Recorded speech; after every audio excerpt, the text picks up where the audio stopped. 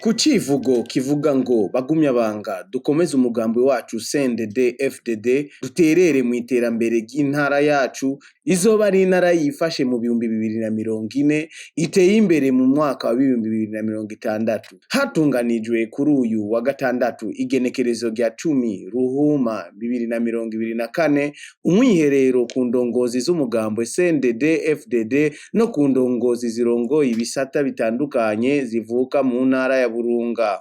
Umunyamabanga mukuru w'umugambo CNDD-FDD asanzwe avuka muri iyo ntara ya Burunga Nyeniteka Reveriano Ndikuriyo aherekejwe n'abanyamabanga ntunganya bisata batatu harimo ujejwe igisata cyo kumenyesha makuru mu mugambo CNDD-FDD ari nawe muhesi w'intara ya Burunga niwe yari arongoye uwo mwiherero. Intumbero y'uyo mwiherero akaba ariyo guhanahana ivyiyumviro mu bijanye n'iterambere ry'igihugu, gushira mu ngiro imbona kazoza igihugu hamwe no kurabira hamwe ivyotuma umugambo CNDD-FDD ukomera mu ntara ya Burunga.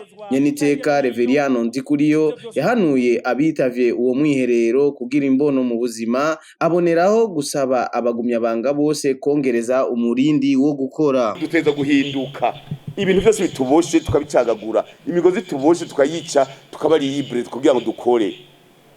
Tuje gutera imbere dukora amasahane ngo izuba riratse ngo datashe. Ugiye sa kukorobeza ngo burije ngo datashe. Ugasanga koza amasaha 6 ku munsi hamwe uzotera imbere. Gutera imbere birimo. Urumva rero hari utuntu twishi tuboshe twokora. Nyeniteka yerekanye ibintu vyotuma intara igendegwa cane naba mukerarugendo, aca ahamagarira abagumyabanga gushira imitahe muri ico gisata c'ingenzi. Abona ko iyo ntara yari ikwiye kuba iya mbere mu kuzana amahera mva makungu biciye mu gisata c'ingenzi. Intara yacu irafise ibintu byinshi zotuma itera imbere. Yayibabwiye. Iyi ntara duhagurutse twese. Iyi ntara yoba umugwa mukuru ubukerarugendo. Dufise byose, turafise Source du Nil, dufise amashuha 3, dufise site do Karera, dufise Faye des Arema, dufise Tanganyika, dufise Inanzegwe. Erega Inanzegwe ni umusozi barawugendera. N'amakorosi yo muri konwe narya korosi. Irya korosi ririmo mu maradiyo. None sitibeye na nijede zigera mu gihugu.